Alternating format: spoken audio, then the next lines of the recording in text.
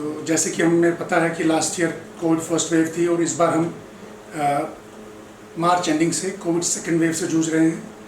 सो कुछ ऐसी चीज़ें हैं जो कोविड सेकेंड वेव में डिफरेंट हैं कोविड फर्स्ट वेव से लास्ट ईयर से। जैसे इस बार हम क्या देख रहे हैं कि इस बार जो इन्फेक्शन रेट है बहुत ज़्यादा है।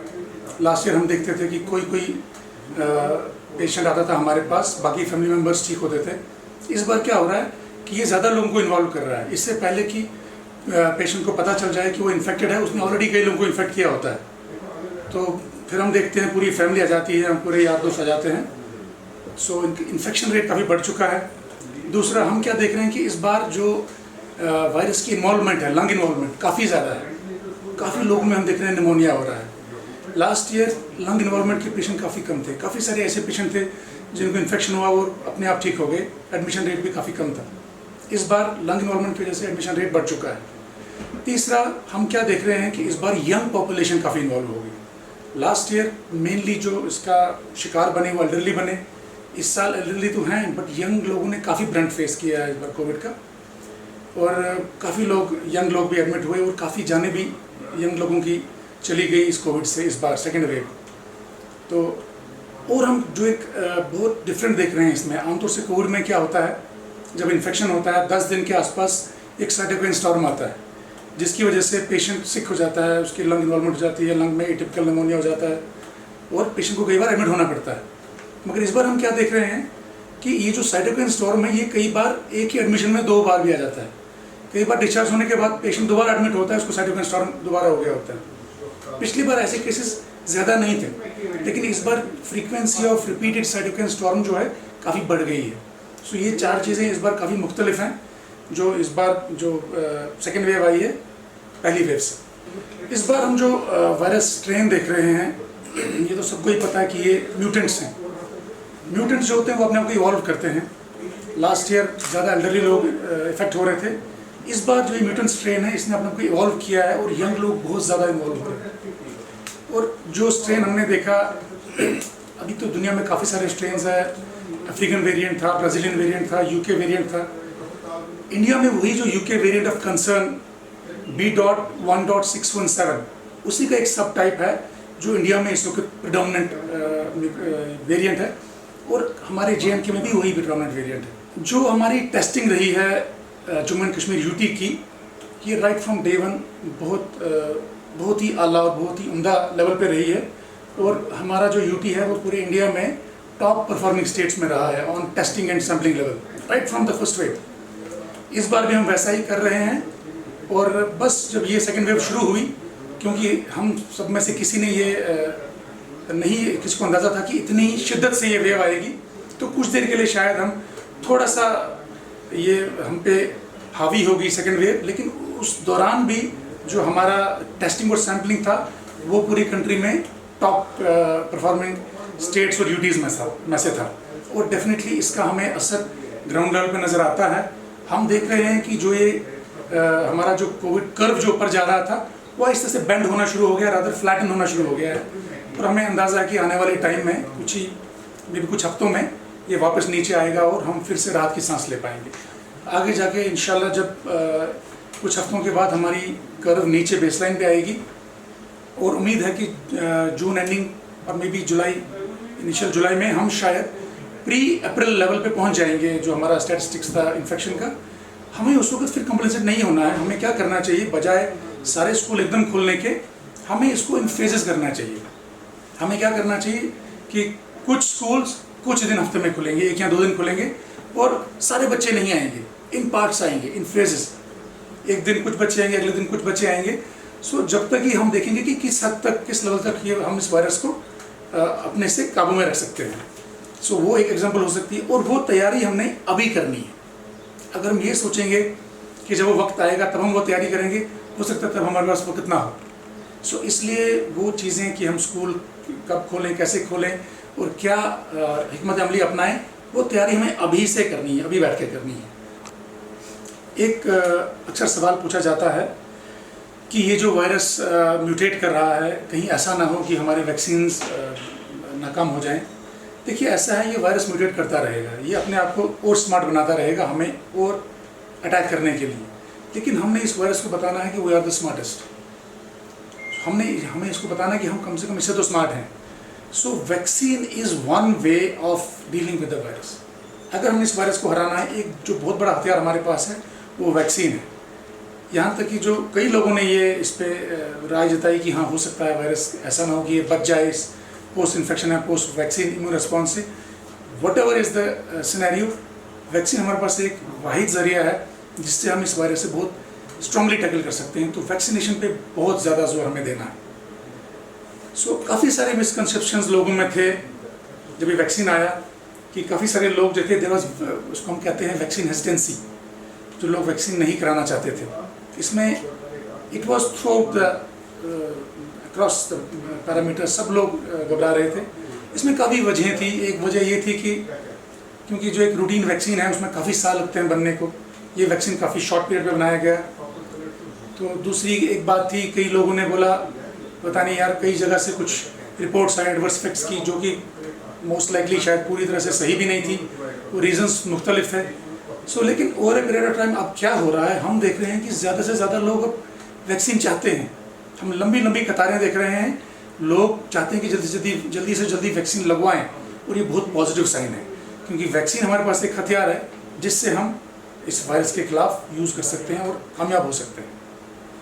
हमने ऐसा भी देखा है और कुछ जगहों से ऐसी खबरें भी आई हैं कि कुछ लोग हैं जो हॉस्पिटल नहीं आना चाहते, जो सोचते हैं कि घर में ही रहें, शायद घर में ही ठीक हो जाएं। लेकिन एक बात बहुत इम्पॉर्टेंट है कि अगर इसमें डिले हो जाए ट्रीटमेंट में तो काफ़ी नुकसान हो सकता है। ये बात सही है कि मेजॉरिटी लोग जो हैं वो अपने आप ठीक हो जाते हैं, लेकिन काफ़ी सारे लोग ऐसे हैं, कुछ परसेंट लोग ऐसे हैं जो एक स्टेज पे अगर पहुंच जाए, वहाँ पे उनको बहुत ज़रूरी है कि वो अस्पतालों का रुख करें, अपने डॉक्टर को दिखाएं और सही टाइम पे इलाज करें, और चांसेस ज़्यादा बढ़ जाते हैं कि वो ठीक हो जाएंगे। सो हमें किन चीज़ों का ख्याल रखना है, इसमें कुछ चीज़ें जो बहुत इंपॉर्टेंट है, जैसे सैचुरेशन, ऑक्सीजन सैचुरेशन का बहुत ख्याल रखना है, क्योंकि अब तो गवर्नमेंट भी किट दे रही है जिसमें किट में ऑक्सीमीटर भी साथ में होते हैं। नहीं तो आप लोकल भी खरीद सकते हैं, या जो लोग ठीक हो चुके हैं उनके ऑक्सीमीटर आप ले सकते हैं। सो आपने क्या ख्याल रखना है कि नॉर्मल सैचुरेशन 94% से ऊपर होती है। सो अगर हम ऐसा देखें कि सैचुरेशन 94% से नीचे रहना शुरू हो गई है, ऐसा नहीं कि नीचे आके वापस जा रही है, वो नहीं, अगर 94% से नीचे रहना शुरू हो गई है, इसका मतलब जो आपकी तकलीफ है वो थोड़ा सा तूल पकड़ रही है। और अगर सैचुरेशन 92% से नीचे रहना शुरू होती है, वो आपका वक्त है कि आपको हॉस्पिटल जाना चाहिए। हो सकता है उस वक्त आपको अपने क्लिनिशियन को दिखाना है और सीटी स्कैन करने की ज़रूरत पड़ सकती है। ये एक आपका इंडिकेशन है, एक आपका साइन है जहाँ पे आपको हॉस्पिटल में जाना चाहिए। अगर आप इसके बाद वक्त ज़ाया करेंगे तो आपका लंग्स का नुकसान बढ़ सकता है, क्योंकि इस वक्त आपकी मैनेजमेंट, आपकी ट्रीटमेंट चेंज हो जाती है जो आपके लंग्स को बचा सकती है। दूसरा, आपने हमेशा अपने टेम्परेचर को चेक करना है। जो हमारे थर्मोमीटर मिलते हैं मार्केट में, मर्करी थर्मोमीटर या डिजिटल थर्मोमीटर्स मिलते हैं, आप वो कोई भी थर्मोमीटर खरीद सकते हैं और दिन में कम से कम 2 या 3 बार अपना टेम्परेचर चेक कर सकते हैं। सो उसमें आपने देखना है वो पेशेंट जिनको लगातार बुखार है, 1-2 दिन बुखार तो कॉमन है क्योंकि वायरल इन्फेक्शन हो गया, बुखार तो होगा, लेकिन जिनको लगातार बुखार रहता है, परसिस्टेंट फीवर, अक्सर ये देखा गया है इस सेकेंड वेव में कि उन लोगों को लंग इन्फेक्शन, लंग सीवियरिटी के चांसेस बढ़ जाते हैं। सो उन लोगों को भी डॉक्टर का रुजू करना चाहिए, हॉस्पिटल का रुजू करना चाहिए, और उनको कुछ ब्लड टेस्ट करवाने पड़ सकते हैं, जिसको देख के हो सकता है डॉक्टर उनको थोड़ा एग्रेसिव ट्रीटमेंट पे शुरू कर दें ताकि लंग डैमेज बच सके। एक ये सवाल भी उठता है कि जब किसी को ये पता चलता है कि उसको कोविड हुआ है तो वो एक पैनिक मोड में चला जाता है। बिल्कुल सही, ये बात बिल्कुल सही है। हमने अक्सर देखा है कई लोगों को इन्फेक्शन होता है, उनको मतलब इन्फेक्शन के साइंस होते हैं, जैसे फीवर हो गया, खांसी हो गई, लेकिन वो टेस्ट कराने नहीं जाते हैं। उनको डर लगता है कि अगर वो टेस्ट कराने जाएंगे तो कहीं उनको कोविड ना निकल जाए, और इसका ऐसा खौफ फैल चुका है। तो खौफ फैला भी इसलिए है, ये बहुत जेन्युइन बात है, क्योंकि हम देख रहे हैं हर तरफ तबाही मची हुई है, लेकिन डरने से फ़ायदा नहीं होगा। किसी भी प्रॉब्लम को सॉल्व करने का जो पहला स्टेप है वो ये है कि आप एग्री कीजिए, एक्नॉलेज कीजिए कि हाँ प्रॉब्लम है। जब आप ये करेंगे, पहला स्टेप आपने कर लिया कि हाँ प्रॉब्लम सॉल्व का पहला स्टेप आपका हो गया। दूसरा स्टेप ये है कि हाँ आप टेस्ट कराने जाएं टाइम पे, टेस्ट हो गया, सपोज आप डॉक्यूमेंट हो गया, आप पॉजिटिव हैं, घबराने की ज़रूरत नहीं है। आप प्रॉपर तरीके से जो आपके हॉस्पिटल्स हैं या आपके डॉक्टर साहब जिसको आप जानते हैं या आपके हॉस्पिटल जो है वहाँ जाएं और उनसे प्रॉपर गाइडेंस ले लें। फिर काफ़ी जगह से ये बात हुई कि रेमडेसिविर पे लोग क्यों ज़्यादा उसको कोशिश कर रहे हैं, हर एक इंसान चाहता है कि रेमडेसिविर उसको मिल जाए। तो क्या ये रेमडेसिविर कितना इफ़ेक्टिव है? देखिए, मैं इसको ऐसे असेस करता हूँ कि जो एक क्लासिकल एंटीवायरल ड्रग है जो कि बहुत इफ़ेक्टिव रहेगी कोविड के अगेंस्ट, ऐसी इफ़ेक्टिव जो एंटीवायरल ड्रग अभी तक हमें नहीं मिली है। हाँ, कुछ ड्रग्स मार्केट में थी जो यूज़ में आई, जिनने इफेक्ट दिखाया, उनमें एक रेमडेसिविर भी आती है। सो हम ऐसा नहीं कह सकते कि बिल्कुल इनफेक्टिव है, मगर ऐसा भी नहीं है कि ये इसको देंगे तो हर कोई बच जाएगा। हाँ, हमने क्या देखा कि जब शुरू में रेमडेसिविर पिछले साल यूज़ होना शुरू हुआ तो कई सारे इंटरनेशनल जर्नल्स थे, जैसे NEJM है, new England journal of medicine, उसमें सबसे पहले इसमें रिसर्च पेपर्स आए जिनने दिखाया कि रेमडेसिविर जो है वो हॉस्पिटल एडमिशंस, हॉस्पिटल स्टे जो है वो कम कर रहा है पेशेंट्स का।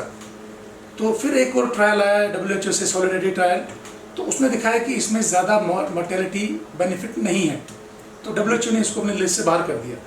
लेकिन जो हमने जब सोरा में हमने इस पर असेसमेंट लगाई, जो हमने पेशेंट्स को यूज़ किया, जब ये पहला ट्रायल NEJM का ट्रायल आया, उसके बाद जब ये मार्केट में ड्रग आई, तो जब हमने कुछ महीने बाद अपने पेशेंट्स को देखा तो हमने अपने results new England journal of medicine जैसे रिजल्ट्स ही पाए। हमने देखा हाँ, हमारे पेशेंट्स जिन्होंने ये रेमडेसिविर यूज़ किया उनका जो हॉस्पिटल स्टे था वो कम रहा। सो हाँ, हम इसको यूज़ कर रहे हैं क्योंकि हम इसका बेनिफिट पेशेंट को देना चाहते हैं जहाँ पे भी इसकी इंडिकेशन है।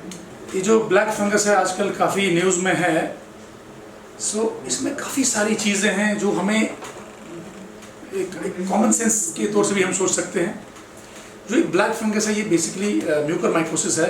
ये फंगस, इसका ब्लैक फंगस इसलिए कहते हैं क्योंकि जहाँ इन्फेक्ट करता है ये वहाँ पे उसकी वेस्कुलरिटी को इफेक्ट करता है, और जब कोई किसी चीज़ की वेस्कुलरिटी खत्म हो जाती है so it turns black.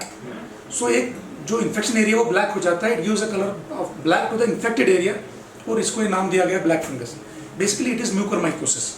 So mucormycosis हर जगह पे है, इट इज़ यूबिक्विटस, हवा में है, ज़मीन में है, इवन हमारे शायद जो हम म्यूकस मेम्ब्रेन्स पे भी है।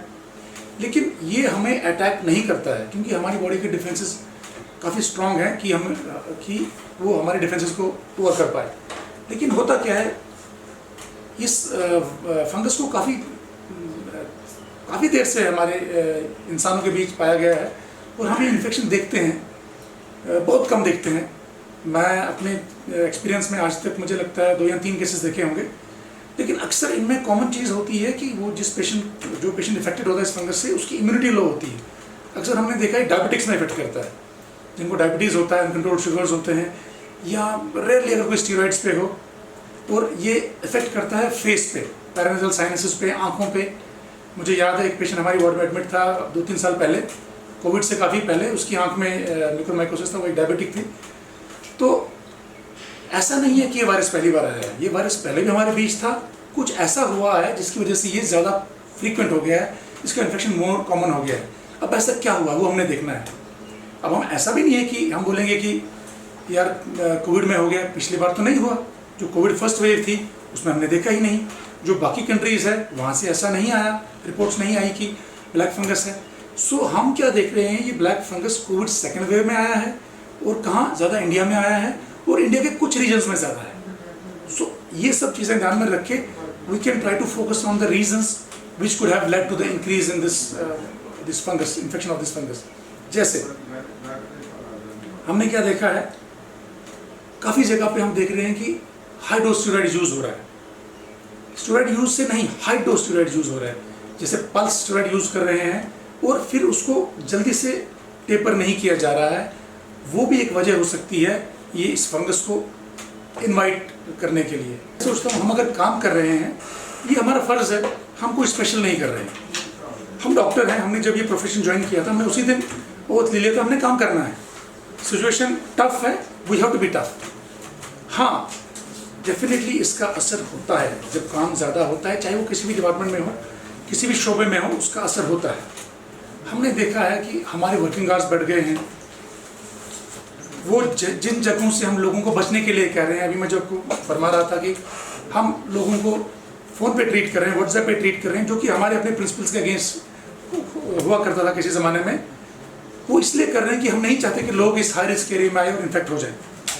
सो हम उन्हीं एरियाज़ में खुद को झोंक रहे हैं, ये सोचते हुए कि हमारी जानों को बहुत बड़ा रिस्क है। It's a part of our job. और हमारे कई सारे साथी, हम भी कई बार इन्फेक्ट हुए, एडमिट हुए, कई सारे तो बहुत बीमार हुए, कई सारे तो उनको ऑक्सीजन सपोर्ट भी लगा, और हमारे कई साथी तो अपनी जान भी दे बैठे, शहीद भी हुए। सो उसके बावजूद भी हमारे हौसले पस्त नहीं हैं। हमारे जो लोग इन्फेक्ट होते हैं, जो डॉक्टर्स एक दिन ठीक होते हैं, अगले दिन वापस अपनी ड्यूटी ज्वाइन कर लेते हैं, क्योंकि उनको पता है कि यही उनका काम है और ये उनको करना है, और ये साइकिल पूरा फिर से कंप्लीट हो जाता है। हाँ, मैं एक चीज़ मुझे थोड़ा सा पिंच करती है, अगर हम सबको पिंच करती है, कि एक तरफ से लोग हमें कोरोना वॉरियर कहते हैं, वॉरियर कहते हैं, और दूसरी तरफ पे हम पे अटैक करते हैं, चाहे वो वर्बल अटैक करते हैं, चाहे वो फिजिकल अटैक करते हैं। क्योंकि इंसानी जान जो है, हम सिर्फ कोशिश कर सकते हैं, बाकी जान सब कुछ हमारे हाथ में तो है नहीं।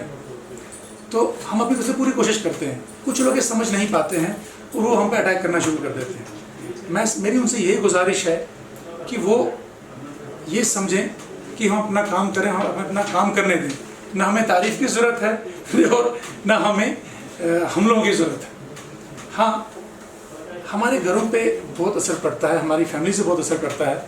हम जब अपने घर जाते हैं, अक्सर हम अपने फ़ोन पे बिज़ी रहते हैं, पेशेंट से डील कर रहे होते हैं, अपनी फैमिलीज़ को टाइम नहीं दे पाते हैं, और सबसे मुश्किल तो तब होता है जब हम अपने बच्चों से खुद को दूर रखते हैं, क्योंकि हमें पता है हम इन्फेक्टेड एरिया से आए हैं। सो अपने बच्चों को ये समझाना कि हम उनसे दूर क्यों रह रहे हैं, और ये पिछले 1 साल से लगातार हो रहा है, ये बहुत मुश्किल होता है, और ये हमें कहीं जाके बहुत पिंच करता है। तो इस बात का हमें ये भी दुख रहता है कि कहीं इस चीज़ का हमारे बच्चों के साइकी पे असर ना पड़ जाए।